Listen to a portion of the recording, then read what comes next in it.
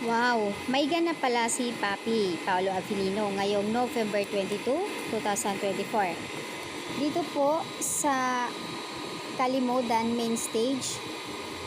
Hindi ko sure kung saan, pero dito lang po yan sa Pinas.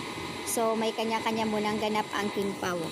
Kung si Kim ay 23-24 nasa ibang bansa dahil sa kanyang ganap, si Paolo naman ay dito.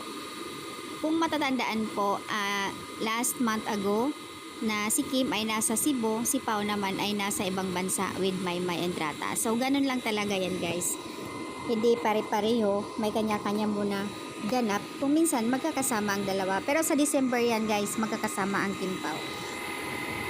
Ang importante 'di ba, may ganap sila. Yun eh. Yung iba nanghihinayang, sayang daw hindi magkasama ang Kim Pao. So ganun talaga. Kasi nga kailangan nila din i-grab yung opportunity na binigay sa kanila. Sayang naman din. So after naman ng ganap nila, nagkikita na naman din sila, 'di ba? Kaya LDR relationship muna ang Kim Pao. Ang importante meron talaga. Parehong malayo ang party, Pao and Kim.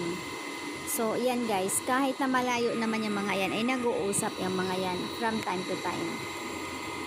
Si Kim sa ibang bansa, importante din yun kasi ipopromote niya yung movie nila. Ba't hindi kasama si Pao? Sa 23-24 TFC, kasama si Ma'am Edith, si Hides, ayan, mga team niya, kasi direct. So, yan ang update muna guys. Importante may ganap, hindi rin nagpapahuli si Pao.